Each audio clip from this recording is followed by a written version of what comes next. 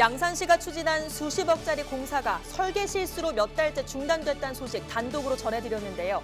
취재 결과 제대로 설계했다면 예산 절감까지 가능했던 걸로 드러났습니다.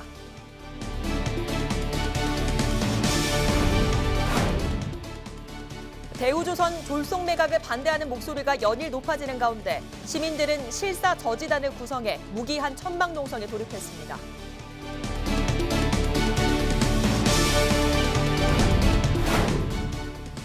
경남 학생인권 조례가 이달 중 경남 도입회 심의를 앞두고 있습니다. 서울과 경기, 광주, 전북교육감이 조례 제정을 지지하는 성명을 발표하는 등 지원 사격에 나섰습니다.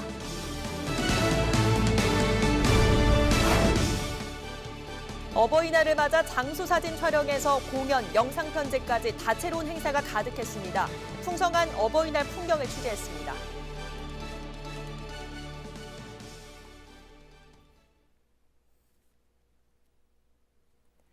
시청자 여러분 안녕하십니까? 헬로티비 뉴스 경남입니다.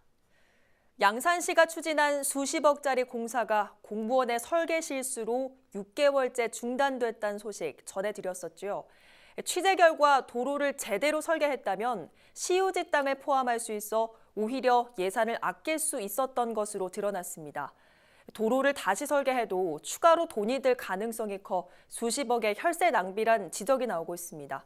송국회 기자의 단독 보도입니다.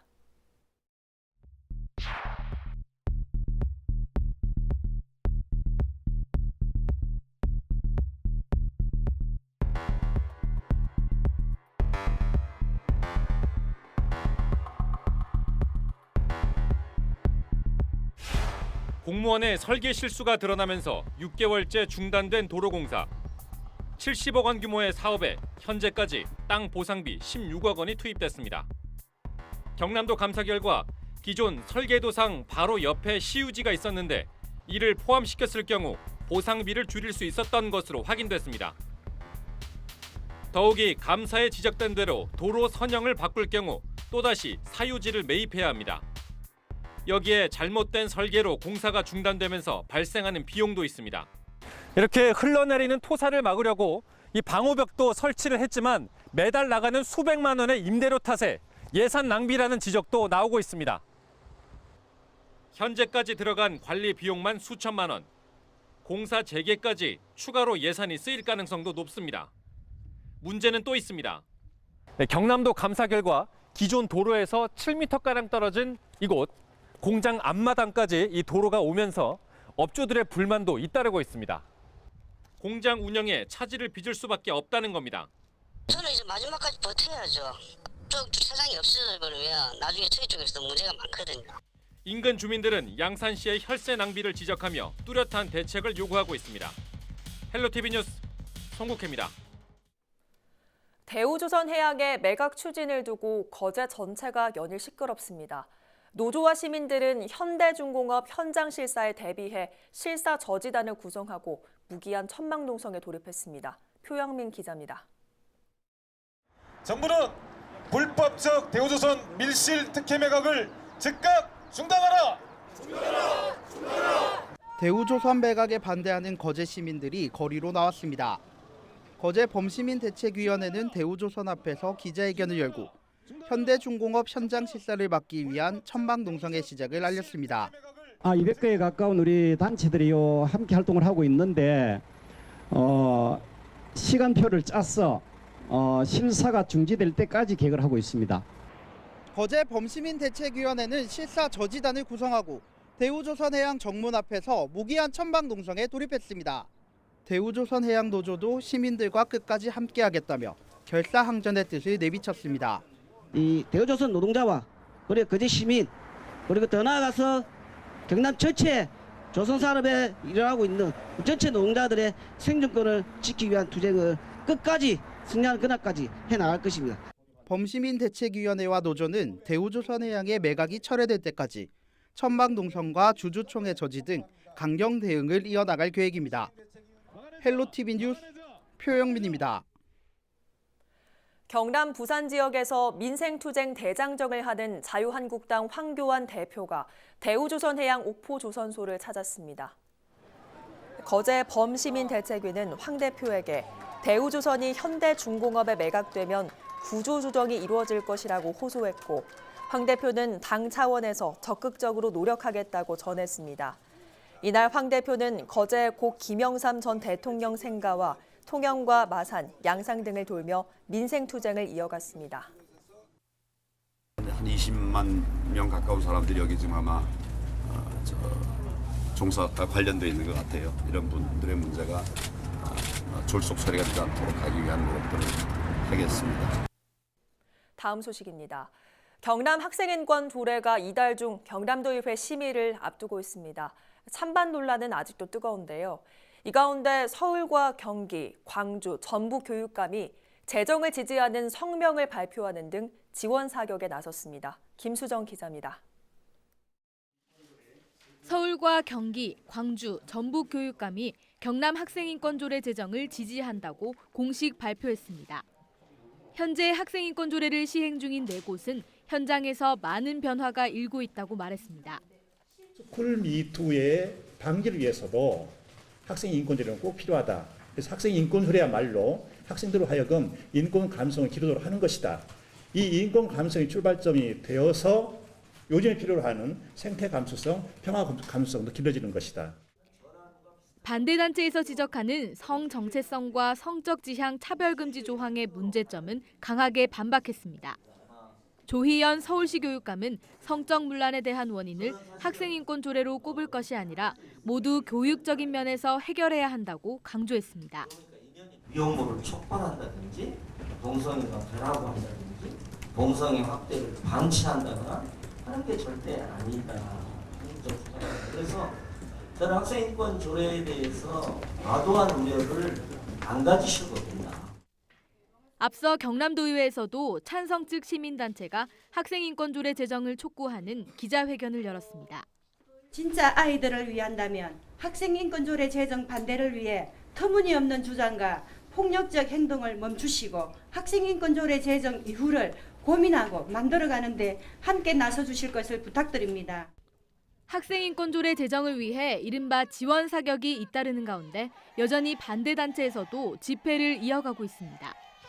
다음 주 경남도의회에서 경남 학생인권조례 심의가 본격화되면 찬반 논쟁은 더욱 뜨거워질 것으로 전망됩니다. 헬로티비 뉴스 김수정입니다. 5월 8일 어버이날입니다. 낳아주시고 길러주신 은혜, 부모님께 전하셨는지요? 경남 곳곳에서는 우리네 어머니, 아버지를 위한 의미 있는 행사들이 펼쳐졌습니다. 풍성한 어버이날 풍경, 장보영 기자가 취재했습니다. 자, 이렇게 찍어볼게요. 그렇죠. 웃으셔도 돼요. 하죠, 웃으셔도 돼요. 붙었습니다.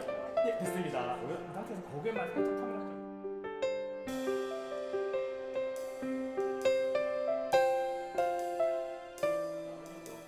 경전철 대합실 한 켠이 사진관으로 변했습니다. 조금은 어색하지만 조명 아래에서 환히 웃어 보입니다. 손자가 만들어준 카네이션을 달고 카메라 앞에 앉은 이정순 어르신도 포즈를 취해봅니다. 우리 손녀하고 손자하고 안 달고 가면 안 된대. 여기서 치분도 안 받고 무료로 해주기네. 그런 고마움이 어디 있어요. 고맙습니다. 이곳은 5월 8일 단 하루 운영되는 장수사진관. 경전철을 이용하는 어르신들의 현재 모습을 사진으로 선물하는 특별 이벤트입니다. 시작한 지 1시간도 채 안 돼 선착순 20명 촬영이 끝날 정도로 발길이 이어집니다. 오후가 되자 특별한 공연 현장에 어르신들이 가득합니다. 신명나는 연주 실력에 박수갈채가 쏟아지고 손주 또래 아이들의 귀여운 합창에 절로 미소가 지어집니다. 영상 편지를 통해 아들, 딸, 손자, 손녀를 만나보기도 합니다. 갑작스러운 등장에 조금은 어리둥절하지만 기분 좋은 순간입니다. 오늘 사진 찍고 복지관에 가서 공짜 밥도 먹고 제 딸들이 또 나와가지고 또 한마디도 해주는데 정말 흐뭇한 그런 기분입니다.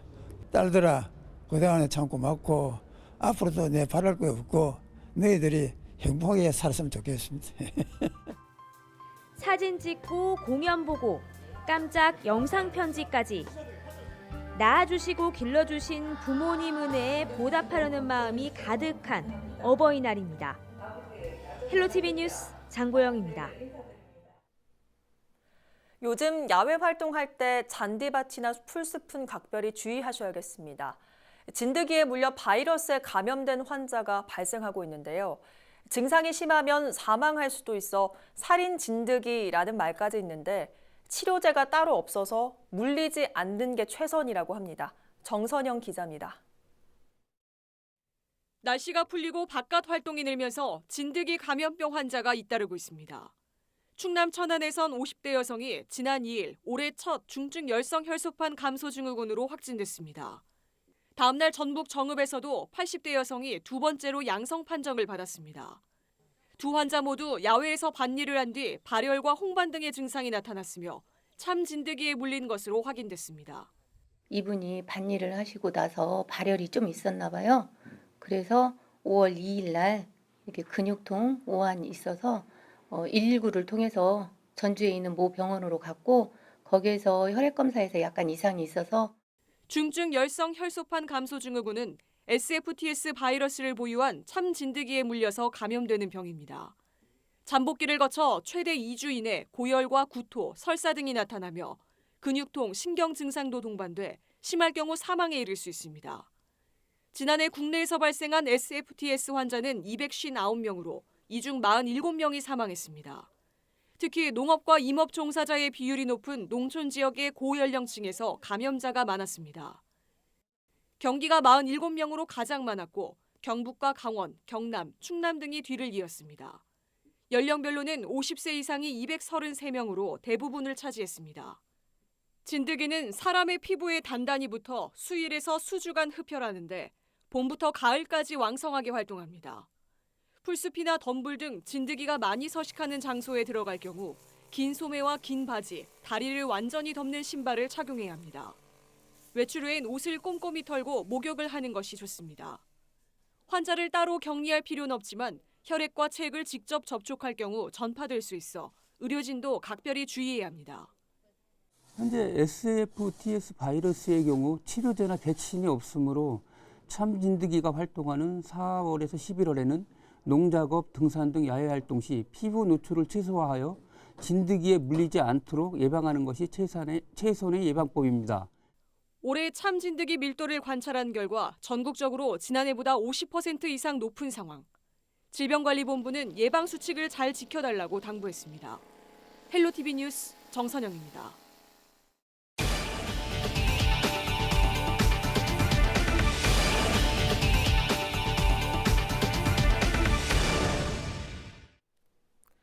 노래방에서 금품을 털고 취객을 상대로 지갑을 훔친 50대가 구속됐습니다.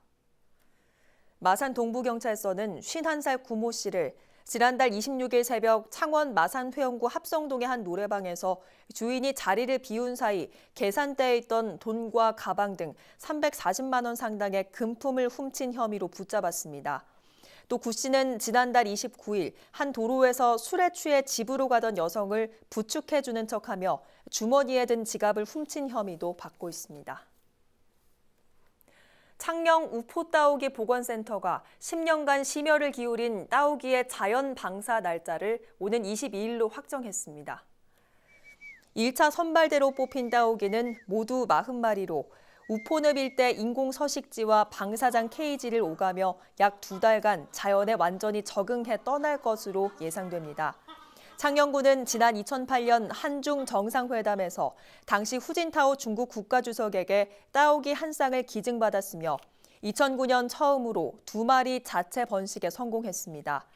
이후 2011년 7마리에서 2016년 77마리, 2017년 142마리 등 현재 창녕에서 번식한 따오기는 수컷 177마리와 암컷 182마리로 현재 359마리에 이릅니다.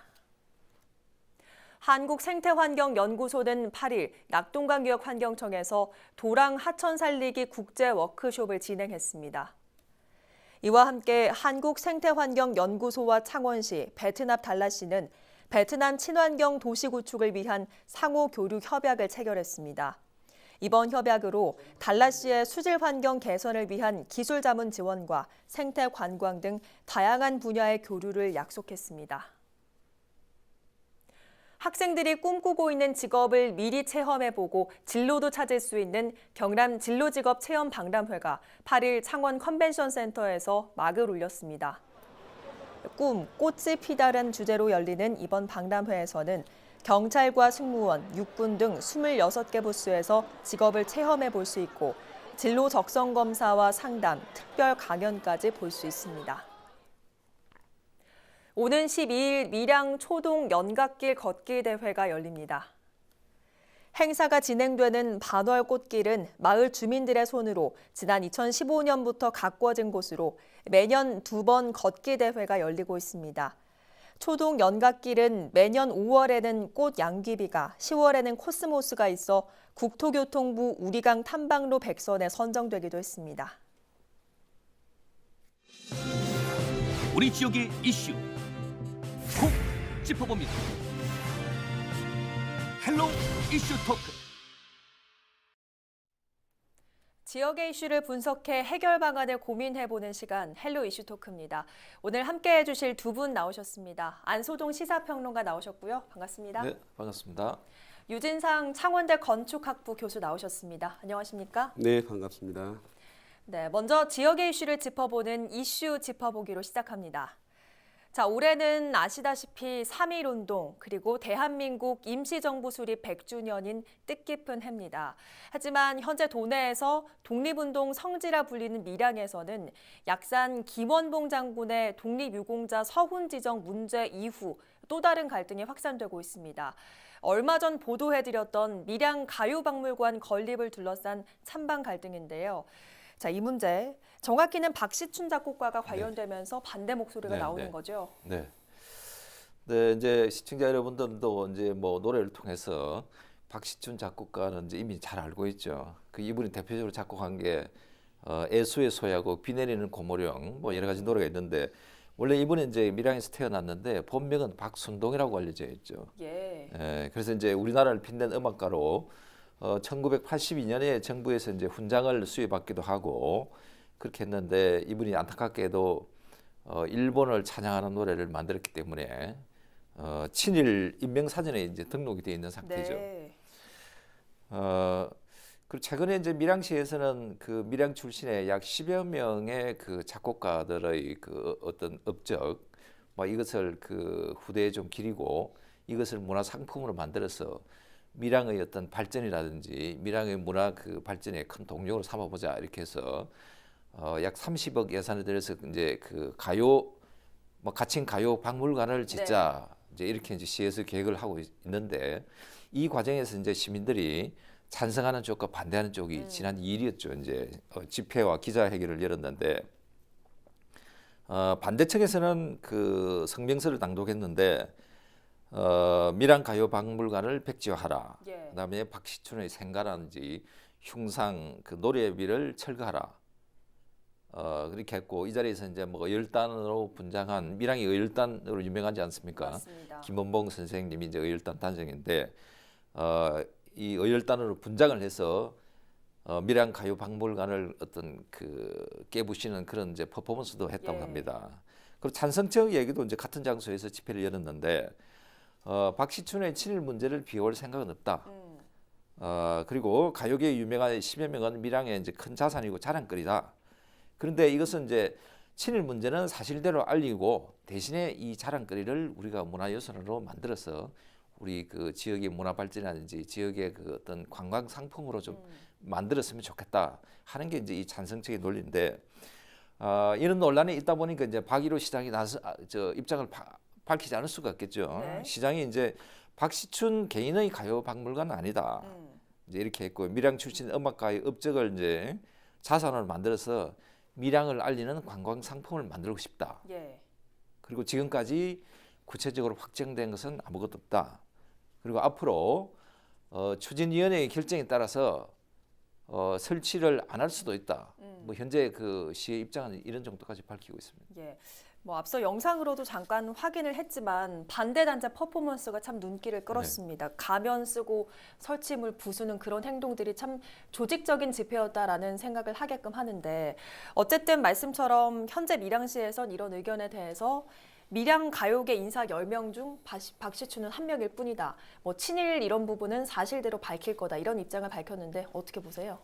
밀양시에서 좀 준비가 부족했던 것 같아요. 예. 지금 더군다나 지금 이 시점이 아까 3.1운동 대한민국 정부 수립, 그다음에 또 의열단 100주년, 네. 의열단 탄생 100주년인데 의열단의 이제 핵심 인물이 김원봉이잖아요.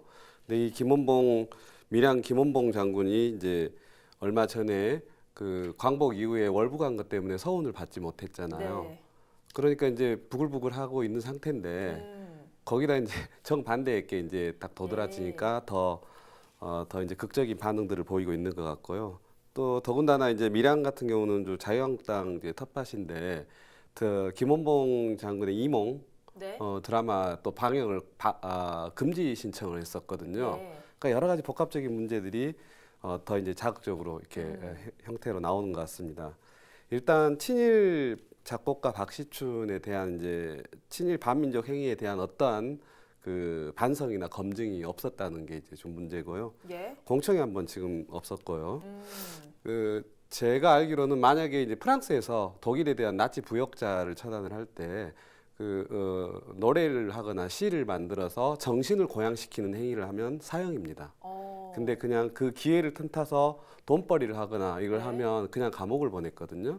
이게 사형감이라는 걸 만약에 프랑스라면 굉장히 중요한 어떤 메시지를 주고 있는 거고 더군다나 이제 2001년도 영남로 앞에 박시춘 생가를 복원을 했는데 그 복원할 때 좀 검증을 했어야 됐는데 그 복원에 매년 수백만 원씩 혈세가 들어가고 있거든요.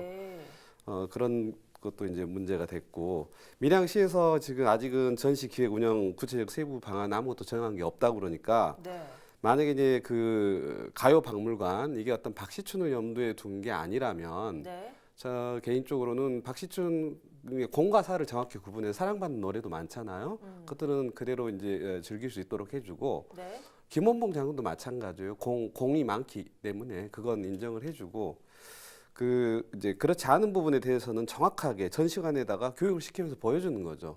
친일 행위를 했다는 걸 보여주고 일제 적산가옥도 이런 논리라면 다 없애버려야 되는데 그렇지는 않잖아요. 보존해서 우리가 이제 반면 교사로 삼고 있잖아요. 그 구조선 총독부 경복궁 앞에 있던 그것도 그때 이제 전문가들은 이축을 해가지고 보존은 다른 곳에 보존을 해서 역사의 교훈으로 남기자 그랬는데 다 철거해 버렸거든요. 지금 많은 분들이 후회를 하고 있습니다. 그 판단에 대해서. 그래서 이제 박시춘 생가 흉상 노래비 이런 것들 그런 것들을 뭐 예를 들면 친일 반민족 행위자의 집 이렇게 명명을 해놓고 기왕해놓은 자산이니까 뭐 그대로 활용하는 방법도 있을 테고 마지막으로 러시아에 가면 스탈린 공원에 스탈린 흉상이 있는데 코가 깨져 있어요.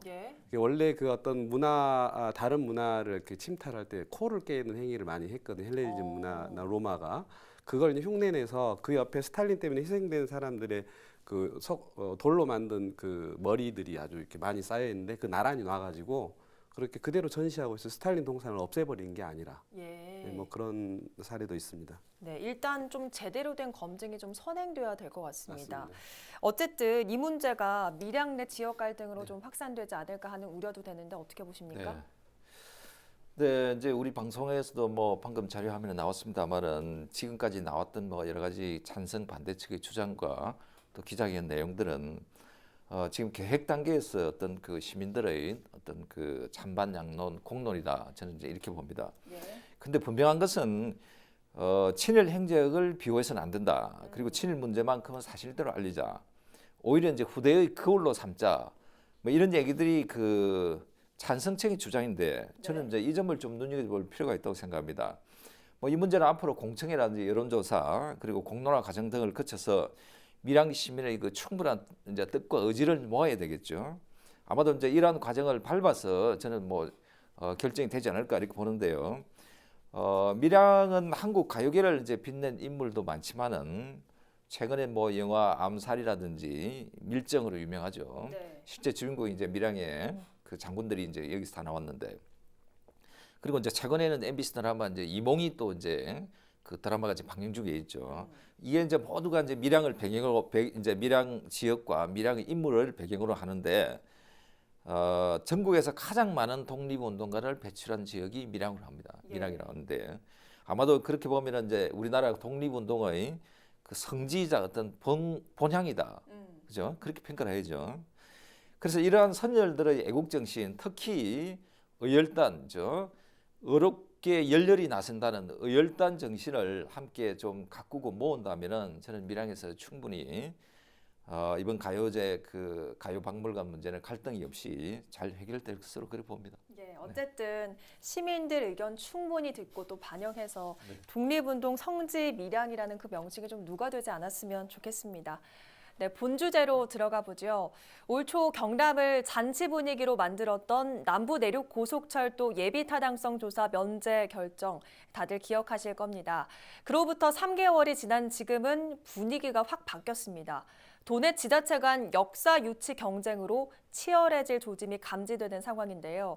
오늘은 균형 있는 시선으로 도내 지자체 간 역사 유치 국면을 분석해 보겠습니다.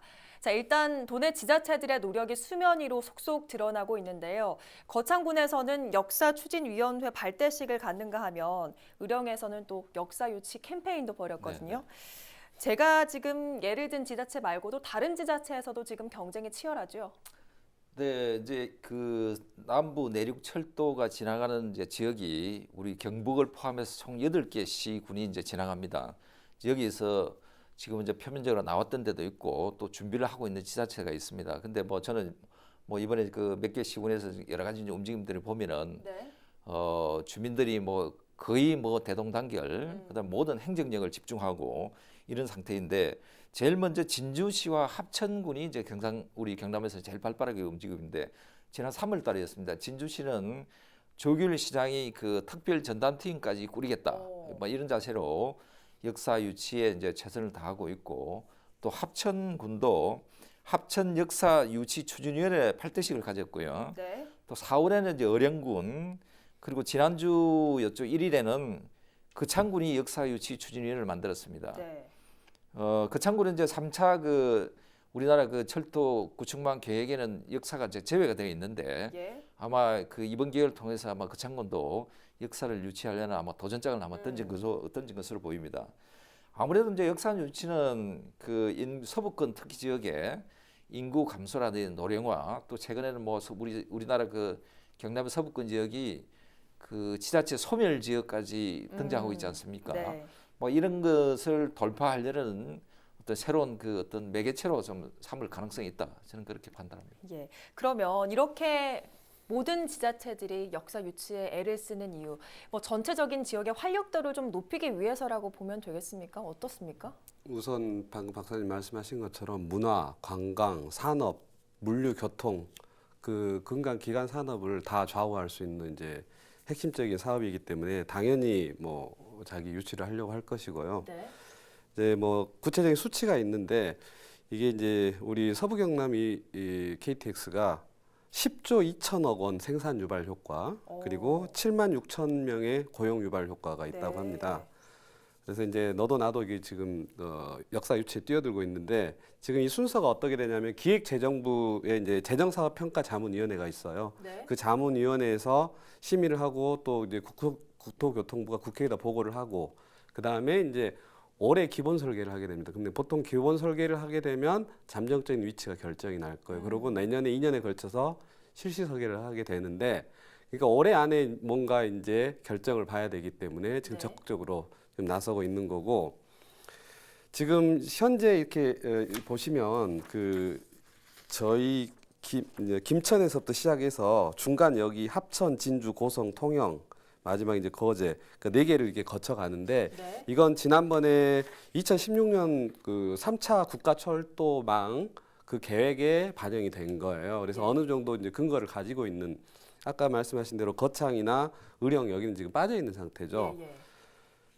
이제 그렇게 이제 되어 있기 때문에 거창 같은 경우는 사실 경상남도에서 가장 천혜의 비경을 가지고 있다고는 하는데 교통이 불편해서 지금 관광객들이 많이 못 가고 있고 그리고 이제 의령 같은 경우는 이제 어떤 논리를 하고 있냐면 김천에서 통영까지 노선을 직선화해야지 여기 공사비도 적게 먹히고 하니까 우리 가는 동안에 이렇게 통과하게 해달라 뭐 이런 논리를 하고 있고, 그다음에 이제 지리산 동부가 이제 낙후가 돼 있는데 의령의 역사가 들어오면 지리산권을 전반적으로 활성화시킬 수 있다.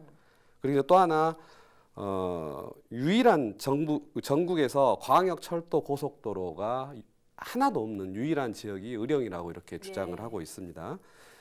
그래서 이제 뭐 거창 같은 경우는 그 합천은 어느 정도 지금 잠정적으로 결정이 나 있기 때문에 합천 중심부를 통과시키지 말고 거창과 합천의 경계부에 해인사 톨게이트가 있는데 그걸 이제 전략적으로 거창에 유치하는 건 사실상 힘들다고 본인도 알고 있을 거예요.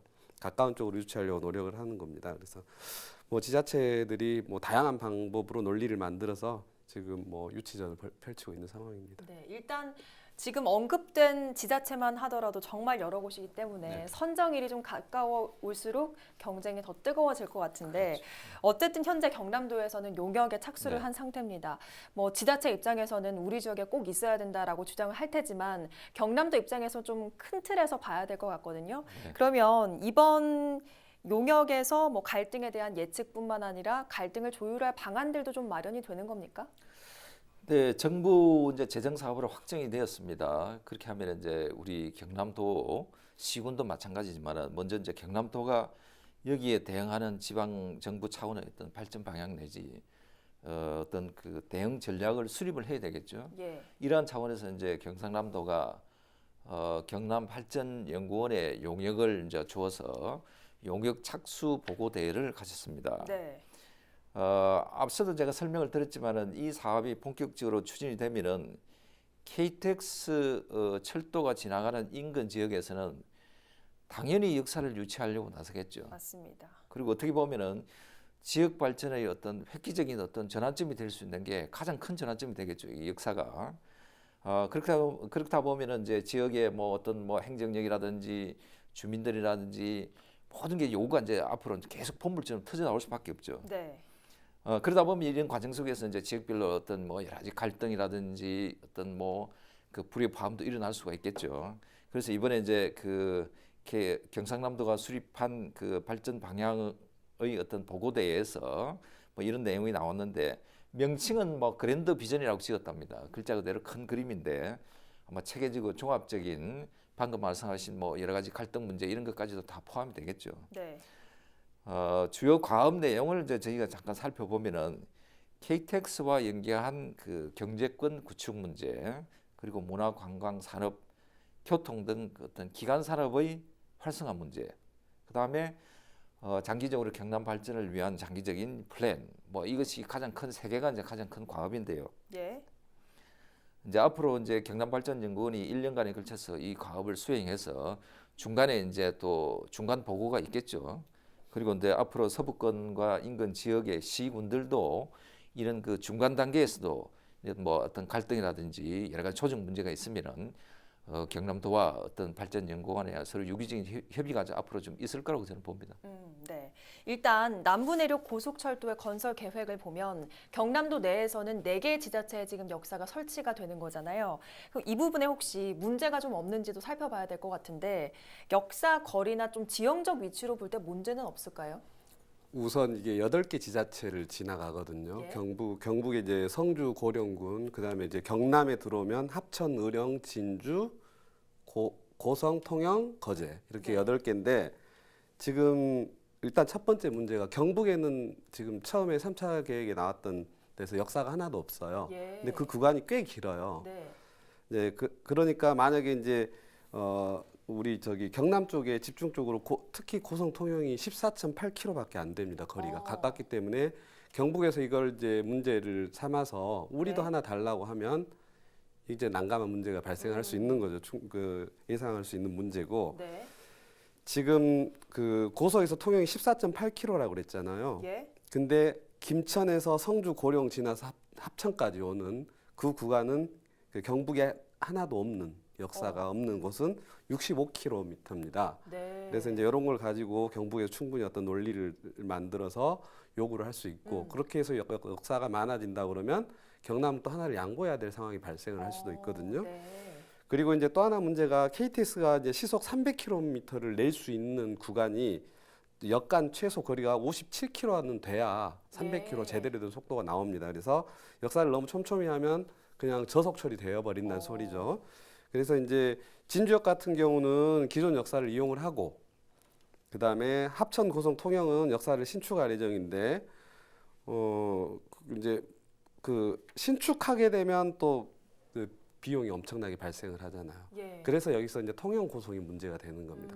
거리도 가까운데 신축하게 되면 계산을 해봤더니 1,500억에서 2,500억 정도. 두 개를 1,000억이라고 가정하고 두 개를 합하면 2,000억이 되는 거잖아요. 1,000억 정도 예산 낭비가 이제 된다는 셈이고. 그다음에 또 다른 지역을 수도권을 제외하고 다른 지역을 봤더니 아까 이제 통영 고성이 14.8km라 그랬는데 그 유일하게 경부선 호남선은 그렇게 짧은 거리는 없고 전라선에서 여천하고 엑스포 구간이 9.5km 하나가 있고요. 강릉선에서 평창 진부 구간이 13km 이렇게 두 군데가 있고 이렇게 짧은 구간이 없습니다. 이거 논리적으로 상당히 문제가 있을 수 있는 상황이죠. 일단 통영 고성의 이 거리를 좀 따져보면 효율성에 좀 문제가 제기될 수도 있는데 사실 뭐 효율성만으로 이런 게 좀 건립되는 건 아니잖아요. 그렇죠. 네. 서부권 KTX 사업은 이제 국민의 그 혈세가 약 5조 원 가량 투입되는 아주 대규모 사업인데요. 이 사업이 이제 추진되는 과정은 기본 계획, 기본 설계가 나오면 실시 설계, 그다음 보상을 하고 이제 착공을 하는 이런 이제 순서를 밟아서 이제 공사가 진행이 되는데 이 과정에서 저는 사업비가 저는 뭐 지금 우리가 예측한 금액이 4조 7천 정확하게 4조 7천억 정도죠. 근데 저는 이보다도 상당히 많이 늘어날 것이다. 그리고 또 정확하게 얼마가 늘어날 것인지는 뭐 예측하기가 좀 어렵죠. 이 사업이 이제 잘 아시다시피 정부 재정 사업 중에 예비 타당성 조사가 면제되지 않습니까? 이 예타를 면제했다는 것은 그만큼 재정을 효율적으로 좀 쓸 수 있도록 배려를 해준 것이고, 그 다음에 지역의 어떤 균형 발전 이것도 감안을 해줬기 때문에 예타 면제를 하는 거거든요. 그래서 이제 이 두 가지를 역사를 선정할 때 제일 고려를 해야 되는데, 역시 가장 중요한 것은 노선의 어떤 경제성과 효율성 문제겠죠. 그 다음에 이제 지역의 어떤 문화, 경제, 산업 등 여러 가지 지역을 고려한 어떤 균형 발전적인 이런 요소도 감안을 해야 되죠. 그래서 이 문제는 결국 이제 정부의 철도 구축망 계획과 또 우리 경남도 차원에서의 교통 그 계획이 있습니다. 이것과 연계. 그 다음에 이 지역이 이제 서부권이 중심이지만은 뭐 경전선과 여러 가지 철도가 이제 이렇게 맞물리지 않습니까? 동부권, 그 서부권, 중부권. 뭐 이런 그 권역별로의 연계 이런 문제, 이런 것들을 다 포함해서 충분히 고려를 해야 된다. 저는 그렇게 판단합니다. 그러면 뭐 지난 4.3 보선 당시에 사실 뭐 정점식 후보, 양문석 후보가 이 문제에 대해서 좀 다른 의견을 보였는데 결국 정 후보가 당선이 되지 않았습니까? 시민들의 기대도 좀 통영 고성 모두에 설치가 될 수 있을 것이다. 이런 거에 좀 기대를 걸고 있을 텐데 가능성은 전혀 없겠습니까? 어떻게 보십니까? 우선 정점식 후보가 통영 고성 두 군데를 다 설치하겠다고 공약으로 했고 양문석 후보가 그렇게 되면 저속 처리될 수 있다. 이렇게 해서 전혀 반대 의견을 냈었는데 이제 그 예비 타당성 조사를 생략하고 이게 된 거잖아요. 그렇기 때문에 거기에 대한 검증들이 굉장히 이제 많이 치고 들어올 거란 말이죠. 그래서 이제 이런 것들을 가지고 너무 가까운데 두 개가 있는데 효율성이 떨어진다고 다른 지자체가 또 더 낙후된 데서 KTX 역사를 유치하면 아까 제가 말씀드린 것처럼 논리가 이제 좀 부족할 문제가 생길 수가 있고 1,000억 가까운 추가 비용 이거 당연히 문제가 되고, 그 다음에 또 이제 뭘 봐야 되냐면 통영 고성 지역의 미래의 비전을 좀 봐야 되는데, 사실 그 통영과 고성 전체가 이제 하나의 어떤 큰 주거 영역 산업권으로 보고 만약에 이제 행정 통합이라든지 이런 것까지 좀 염두에 두고 굳이 행정 통합을 안 한다 하더라도 이 둘은 같이 윈윈해야 되는 것이기 때문에 그런 걸 이제 국가 100년 대계를 보고 뭔가 지자체장들이 이렇게 하게 된다면, 특히 통영과 고성의 지자체장은 같은 이제 민주당 출신이기 때문에 그걸 이렇게 합쳐서 우리가 이게 이제 재원을 좀 전략을 해줄 테니까 대신 우리 지역 발전에 대한 다른 더 큰 걸 달라고 요구를 할 수도 있거든요. 그래서 정부하고 그 통합 신도시 개발 비용이라든지 예를 들면 그런 것들로 이렇게 전환해서 그렇게 되면 파이가 더 커집니다. 이제 그런 것들 이제 정부하고 빅딜을 하는 그런 방안도 충분히 생각해 볼 수가 있는 거죠. 예. 자, 오늘 얘기를 나눠보니까 통영 고성 지역이 가장 좀 우려가 큰 지역인 것 같습니다. 맞습니다. 그러면 마지막으로 경제성과 또 효율성뿐만 아니라 다른 문제점들 어떤 것들이 좀 있을까요? 어떤 것들을 좀 고려해 봐야 될까요, 앞으로? 일단 지금 수도권하고 지방하고는 일단 토지 가격부터 굉장한 차이가 많이 나기 때문에 당연히 경제성, 효율성 이제 따져봐야 되는데 우리가 쉽게 지금 나라에서 4조 7천억 준다고 그러니까 쉽게 생각하는데 역사 하나가 유치가 된다는 건 우리 상상을 뛰어넘습니다. 그러니까 뭐 승하차장, 대기실, 승차권, 판매시설, 그다음 사무원, 휴게공간에도 대규모 주차장, 환승장 이런 것들이 있기 때문에 일반 건축물 짓는 거하고는 이제 차원이 다른 거거든요. 그리고 이제 그런 데다가 사실 통영이랑 이런 쪽에서 그 정도 규모를 감당할 만한 면적을 가진 후보지도 많지가 않아요. 그래서 이제 또 그런 데다가 이제 정점식 의원이 두 개를 생각을 하면서 이제 통영은 강원도 정동진역처럼 뭔가 이제 바다를 쫙 보면서 하고 한쪽은 조금 이게 경제적으로 한쪽은 관광, 한쪽은 경제 이런 걸 상상을 했겠지만 바닷가 노선을 끼고 있는 데는 또 천문학적 공사비가 들어가는 데다가 난공사가 됩니다. 그래서 처음에 이쪽 지역 민들이 4년 전에 그 유치전을 벌일 때 거제를 종착역으로 하지 말고 빼자는 의견까지 이 지역민들이 스스로 냈거든요. 공사비를 줄여야 우리한테 줄 테니까. 이제 그만큼 어려운 문제들이 있기 때문에 이제 역사 위치가 만약에 통영역이 지금 현재 광도면을 염두에 두고 있는데 광도면이 아니라 도산면에 건설이 된다 그러면 이제 다시 그 정점식 의원이 공약을 했던 고성과 고성 IC 사이가 아니라 대가면 일대로 이렇게 물러서거나 굉장히 접점을 찾는데 굉장히 애를 먹을 수가 있습니다. 그래서 어찌됐든 정부에서 이제 그 지역 발전 보장하는 이제 당근을 이렇게 통영하고 고성에서 스스로 이렇게 제시를 해주고 제가 아까 말씀드린 것처럼 빅딜을 하는 그런 안들을 좀 다양하게 고안을 해내야 될 것 같습니다. 좀 더 머리를 좀 맞대고 고민을 해봐야 될 것 같습니다. 남부 내륙 고속철도 예비 타당성 면제를 위해 도민이 1심 동체로 나섰던 4년 전과 올해 초 면제 결정 이후 뛸 듯이 환호했던 기억을 떠올려 보면 이번 역사 문제 역시 모든 도민이 힘을 합해 갈등 없는 수순으로 나아가야겠다는 생각이 듭니다. 오늘 헬로 이슈토크 여기서 마칩니다. 고맙습니다.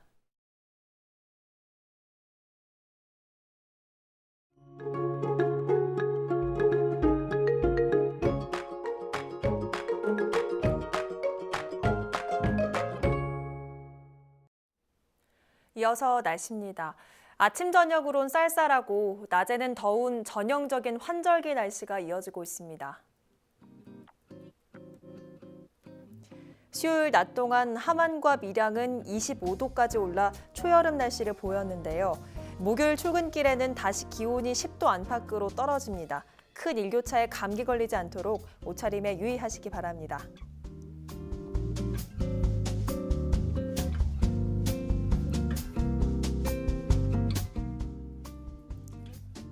현재 산청과 거창, 합천, 남해에 건조주의보가 발효 중입니다. 이런 날씨에는 작은 불씨도 큰 화재로 번지기 쉬운 만큼 불씨 관리 잘 해주셔야겠습니다.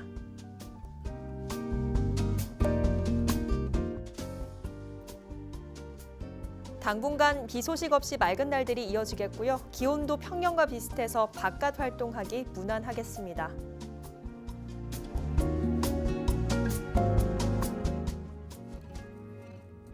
동해남부 먼바다에는 바람이 강하게 불고 물결도 높게 일겠습니다. 항해나 조업하는 선박은 주의가 필요하겠습니다.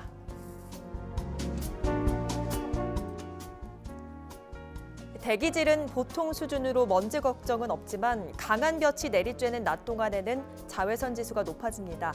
차단제 꼼꼼하게 바르고 장시간 외출한다면 양산을 챙기시는 게 좋겠습니다.